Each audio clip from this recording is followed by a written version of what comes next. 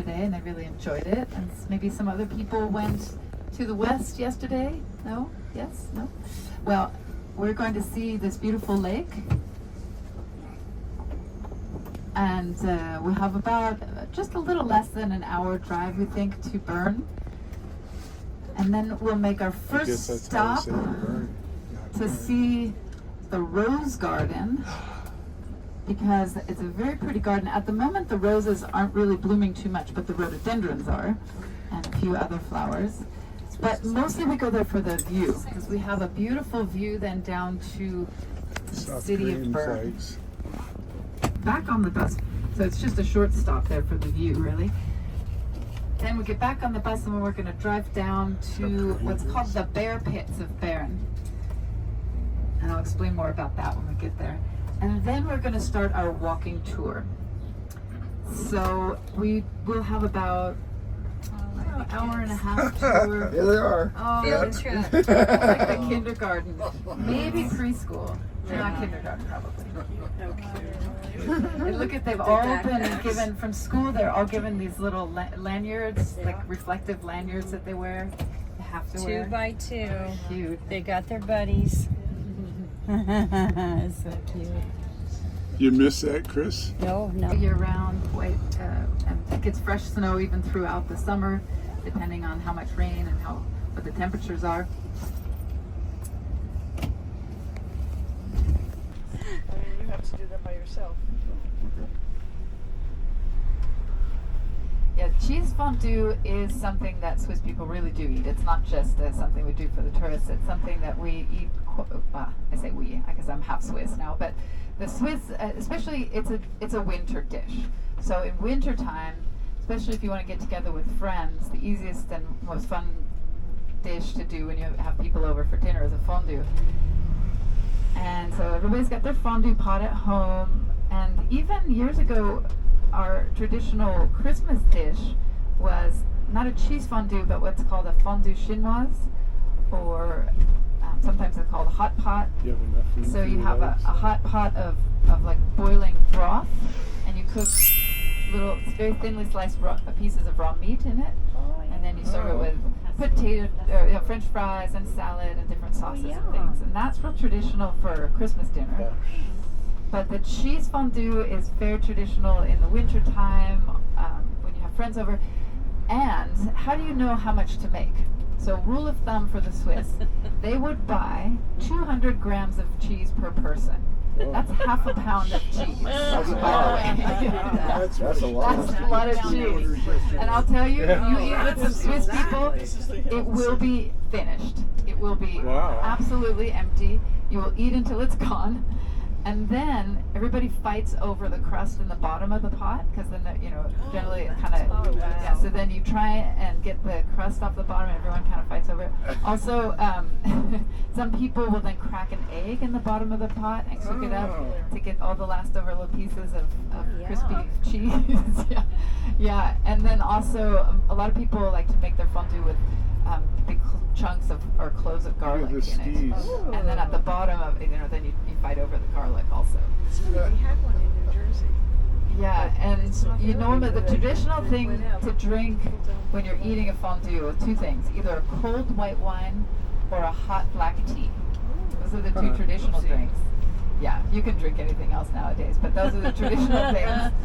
And there's a special schnapps, Kirschwasser, if you're familiar with that. It's cherry, it's like a distilled cherry schnapps, so it's high alcohol, 40%. It's not sweet. It's made from cherries, but it only has a very faint cherry flavor. And you can put that into the fondue to enhance the flavor, or what a lot of people do too is they drink the schnapps together with the fondue, or after the fondue. It's supposed to help your digestion. Or you can take your chunks of bread, dip it in the kirsch first, and then dip it in the cheese. So you have this like alcohol-drenched piece of bread, and then you dip it in the cheese. Look at his cat. So that is extra special. Yeah. And you can imagine if you do that throughout the evening, the amount of kirsch that you consume contributes to the festive atmosphere. Lots of fun. Yeah, that's a You know, I think we need to just start eating more cheese, Chris. Yeah, the cheese in this part of the world is so much a part of the culture. It's not just like a type of food. It's a part of the culture.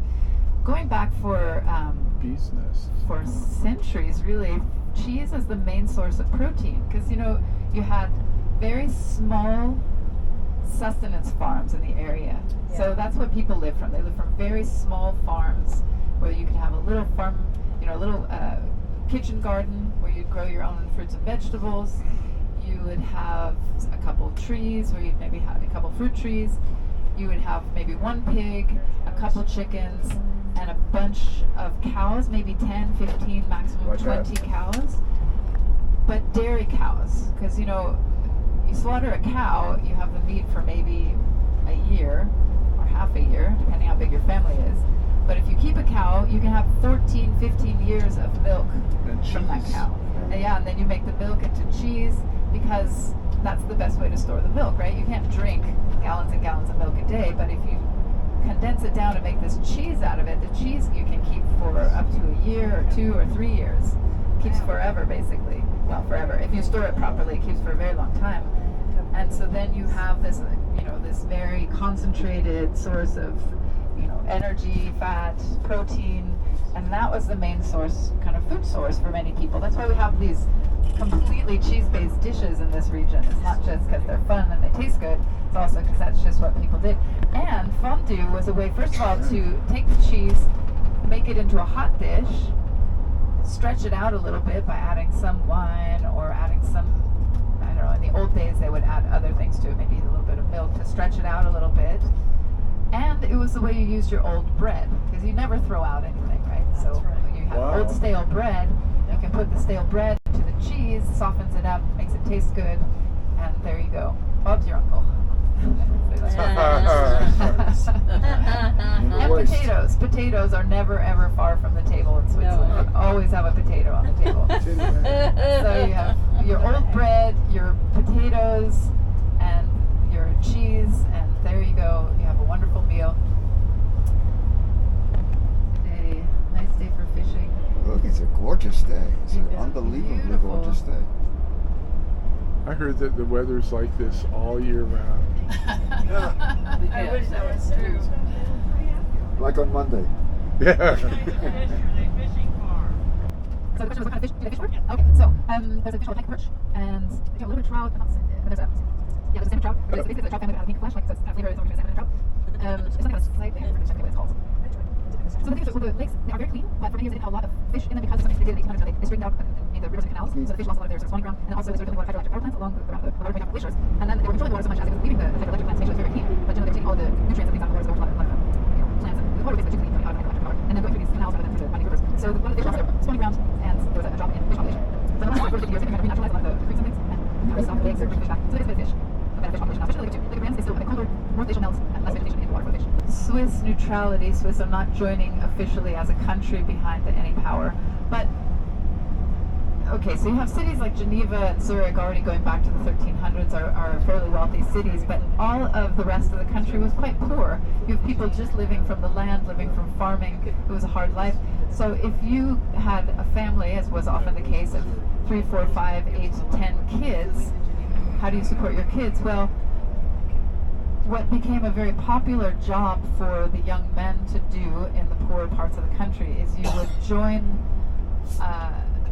you would sign up to be a mercenary soldier. Mercenary soldiery was a huge occupation for the poor, or well, for any Swiss man really, for centuries. And in the late 1300s, early 1400s, one of the popes hired a troop of Swiss soldiers, and they defended the Vatican in this particular siege. And he said, "These guys are great. I only ever want to have Swiss Guard defending the Vatican." And since that time, that is where the tradition goes back to. And they are still young Swiss men. Now it's more of they're not actually troops, they're more like a bodyguard faction. And they are young Swiss men, young Swiss Catholic men, and they are paid a small salary, and they generally do that for about 2 or 3 years. And it's a really, they're not doing a national service. They've already done their national service, which is required still in Switzerland. And then they would to be chosen or to be accepted is quite a honor. Yeah. Sort of. Yeah. Except that they're not at war.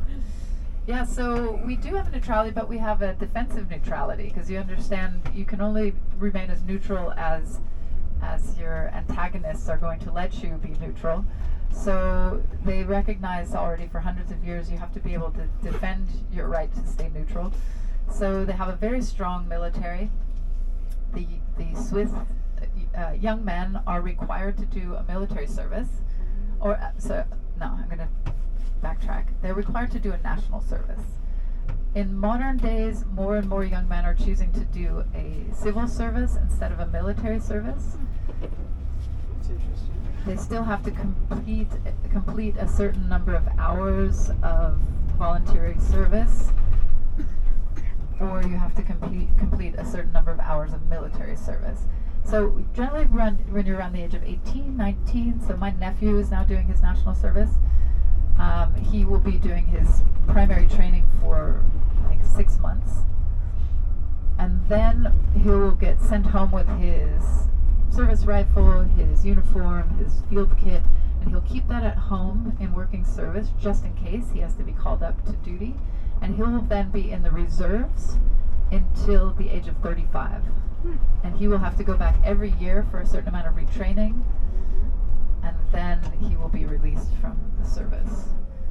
It used to be that 35 is it young. was up till 55. Yeah, And 55 would be more like it. yeah, but they changed that about 20 years ago or 25 years ago. To give them some sort of life.